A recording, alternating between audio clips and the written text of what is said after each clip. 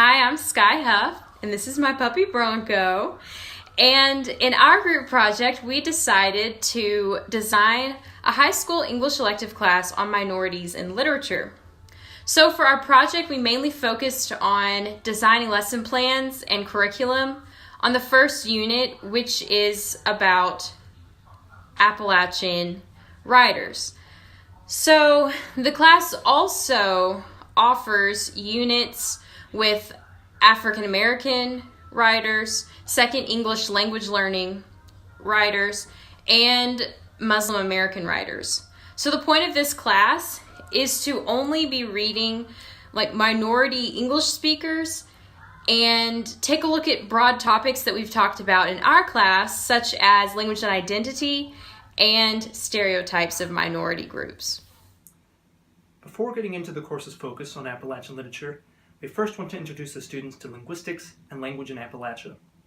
We have thus created a sample lesson plan that teaches about prescriptive versus descriptive linguistics, which I feel is a lesson that will be highly applicable outside of this course. We have built this lesson plan around the discussion of the popular notion that ain't a word. Through class discussion, this lesson will lead students to think about language in a more analytic manner, whilst also deconstructing prescriptive arguments toward grammar. I did the unit on myths and stereotypes of Appalachia. First, I wanted to define what a stereotype and what a myth is, and they're both essentially widely held views that simplify a people group or an image of people.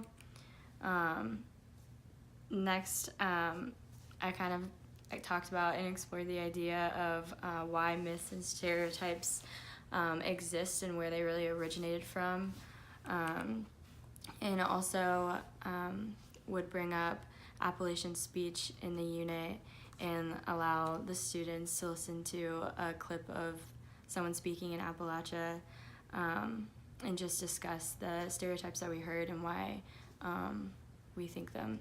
Hi guys, my name's Tony, and I will be teaching a lesson based off of the supplemental text In the Appalachians, They Speak Like Shakespeare. How I would start the class off is pretty much ask the students what the stereotypes of Shakespearean dialect is, and then the stereotypes of Appalachian dialect. I would pretty much try to get as vastly of different answers as possible, and then present the article, and then have them read it and see if their opinions have changed based on the text. So we'd pretty much be gathering the information of if they agree, if the Appalachian region population speaks like Shakespeare, or if they still just believe that they're nothing close.